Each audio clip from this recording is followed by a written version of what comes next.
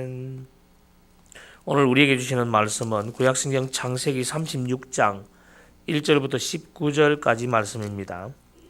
제가 가진 성경은 구약성경 54페이지 창세기 36장 1절부터 19절까지 말씀을 저와 여러분이 한 절씩 교독하고 마지막 절은 같이 읽도록 하겠습니다. 에서 곧 에돔의 족보는 이러하니라.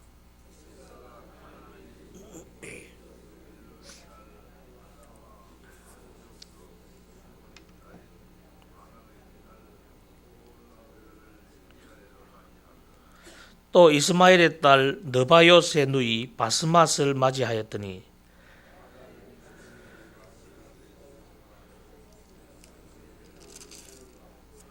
오홀리바마는 여우스와 얄람과 고라를 낳았으니 이들은 에서의 아들들이요 가나안 땅에서 그에게 태어난 자들이더라.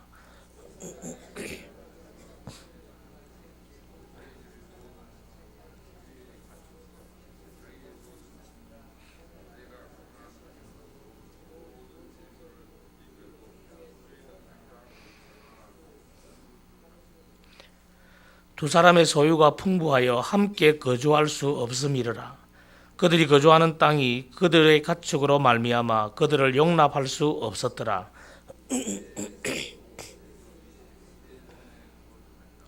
세일산에 있는 에돔 족속의 조상 에스의 족보는 이러하고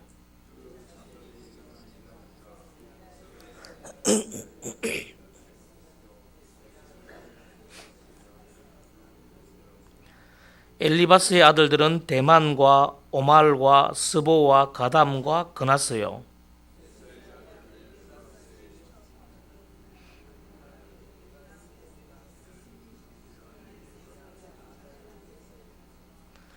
르우엘의 아들들은 나핫과 세라와 삼마와 미사니 이들은 에스의 아내 바스맛의 자손이며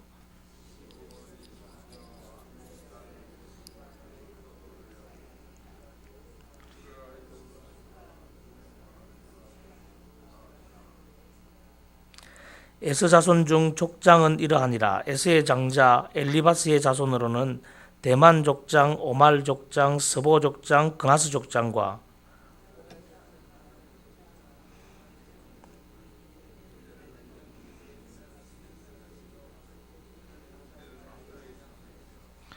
에스의 아들 르우엘의 자손으로는 나핫 족장, 세라 족장, 삼마 족장, 미사 족장이니 이들은 에돔 땅에 있는 르우엘의 족장들이요 이들은 에스의 아내 바스맛의 자손이며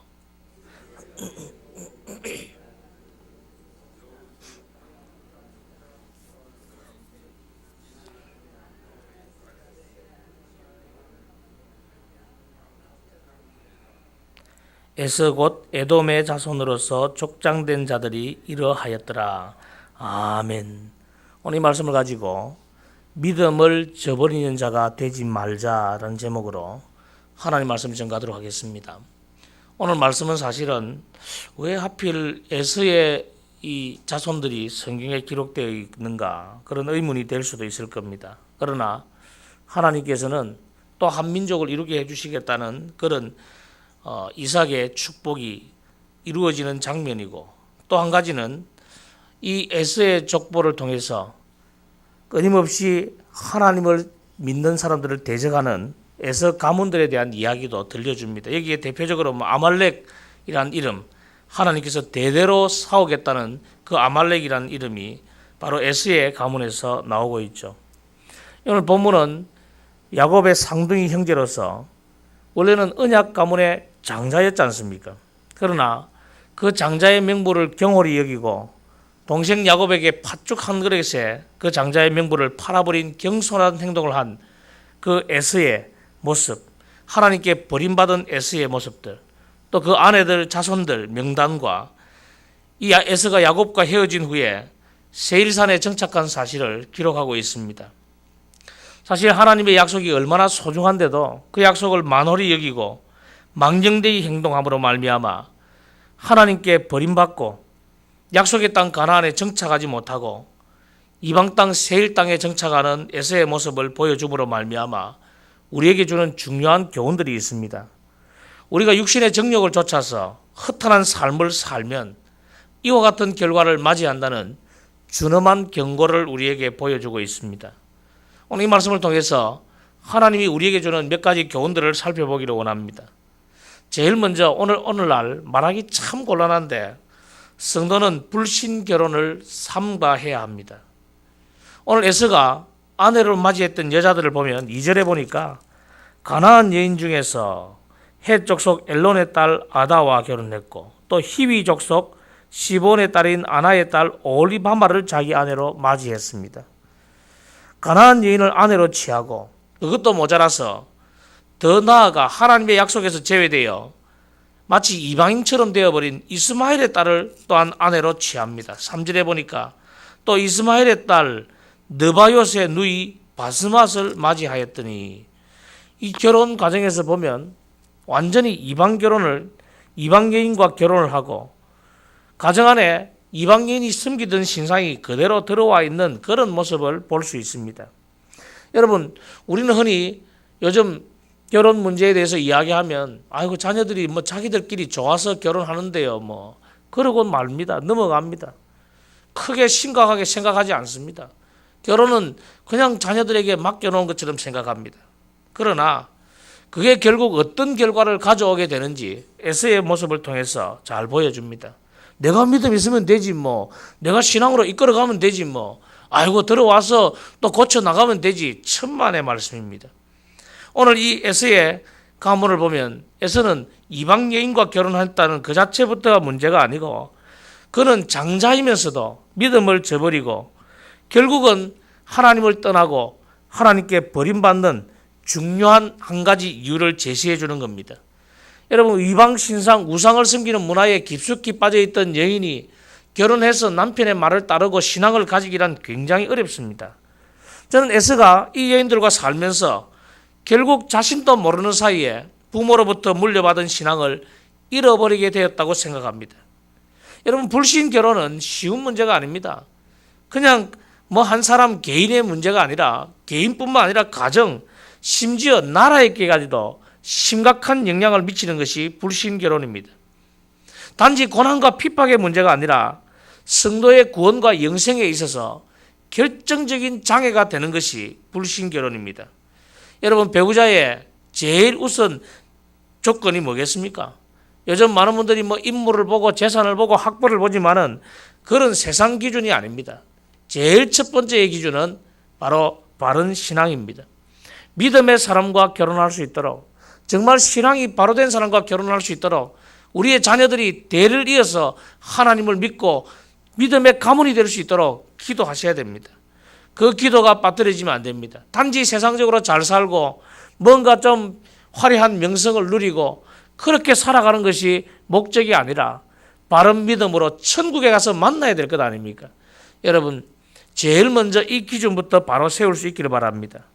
두 번째로 제가 이 말씀에서 볼 수 있는 것은 믿음의 이름을 남기는 부모가 되어야 된다는 겁니다. 에서의 여러 아들들의 이름을 제시하면서 그들을 다 에서의 아들이라 부르죠. 야곱의 아들들은 심지어 범죄했던 르우벤조차도 야곱의 아들들이라고 부릅니다. 저는 여기에서 보면서 우리의 자녀가 누구의 아들로 불리어질 것인데, 누구의 딸로 불리어질 것인데, 그렇다면 내가 어떤 부모가 되어야 될 것인가, 그 생각이 드는 겁니다. 여러분, 자녀들에게 어떤 부모가 되고 싶습니까? 자식들이 다른 사람들에게 자랑하고 싶은 그런 부모입니까? 아니면 자녀들에게 존경받지 못하고 두고두고 원망들을 그런 부모입니까? 저는 우리 부모들이 자녀들에게 자랑스러운 부모가 되기를 바랍니다. 오늘 우리의 삶이 하나님 앞에 어떻게 살아가는가, 우리가 어려운 이웃을 위해서 어떻게 섬기는가, 내가 어떻게 희생하며 봉사하고 사는가, 그 삶이 자녀들이 보고 있다니까요. 자녀들이 안 보는 것 같아도 다 봅니다. 자녀들이 부모를 자랑스러워하는 그런 부모들이 되시길 바랍니다. 예수 안에 있는 우리가 자녀에게 믿음의 부모로서 아름다운 이름을 남겨줘야 되지 않겠습니까? 우리 부모를 보면 나도 그렇게 신앙생활 하고 싶다, 나도 그렇게 살고 싶다, 그런 믿음의 사람들이 되시기 바랍니다. 가끔씩 교회 갔다 와서 자녀들이 들은지도 안 듣는지도 생각하지 않고 교회에 있었던 이야기, 이 사람 저 사람을 씹고 목사를 씹고 하다 보면 결국 자녀들이 거기에 영향을 받고 그게 대물림이 되어집니다.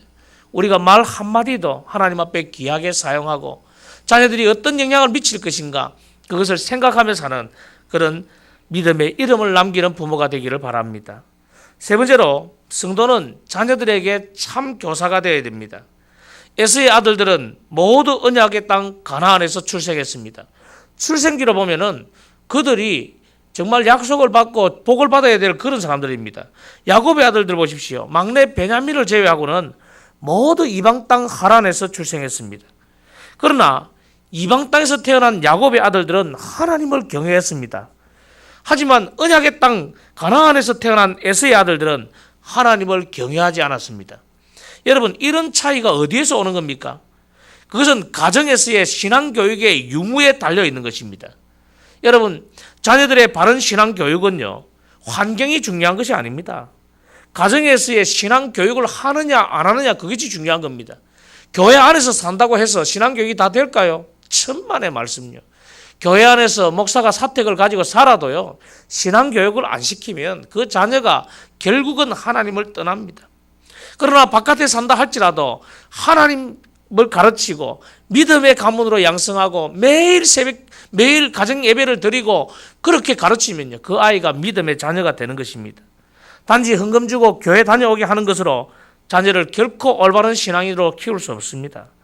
그냥 교사나 교육자에게 자녀의 신앙교육을 맡기기 전에 먼저 부모가 자녀에게 말씀을 가르치고 올바른 믿음을 보여줘야 되는 겁니다. 부모가 진짜 교사가 되는 겁니다. 부모의 교육을 받으면서 그렇게 나도 신앙생활을 하고 싶다는 자녀가 될 수 있도록 그렇게 가르치시기 바랍니다. 네 번째는 성도는 허탄하고 망령된 행실을 버려야 됩니다. 에서가 세일산에서 산 이유는 에서와 야곱의 소유가 너무 많아서 함께 거주할 수 없었기 때문입니다. 그러나 이유가 어찌되었든 간에 에서가 약속의 땅에 정착하지 못하고 이방 땅에 정착하고 하나님께 버림받았다는 사실입니다. 신약 히브리서 12장 16절은 이 에서의 이야기를 망령된 사람이라고 이야기합니다. 그가 육신을 쫓아서 허탄하고 망령되게 행동했기 때문이다. 그렇게 이야기하고 있죠. 에서는 이방인과 다름없는 삶을 계속 살았습니다. 여러분, 허탄하고 망령된 행실을 쫓는 사람은 교회에 출석하더라도 결국 버림받을 수밖에 없다는 사실입니다. 마지막으로 가장 중요한 것은 성도는 죄악의 자리에 거하지 말아야 됩니다. 이 세일산은 넓고 기름진 목초지가 많이 있어서 많은 가축을 키우기에는 더할 나위 없이 좋은 땅이었습니다. 그러나 이것은 하나님을 알지 못하는 호리 족속들이 거하는 땅이었고 종교적으로 우상을 섬기고 또 도덕적으로 얼마나 문란되어 있었고 성적으로 타락한 문화가 판을 치는 곳이었습니다. 에서는 이곳이 죄악의 자리인지 하나님이 기뻐하는 곳인지 하나님의 백성이 있어도 되는 자리인지 전혀 상관하지 아니하고 거주하고 말았습니다. 이 이야기가 우리에게 뭘 이야기합니까? 지금 현재 우리가 머물러 있는 자리를 점검해 보시기 바랍니다. 하나님의 백성이 머물지 못할 죄악의 자리에 절대로 앉지 마십시오.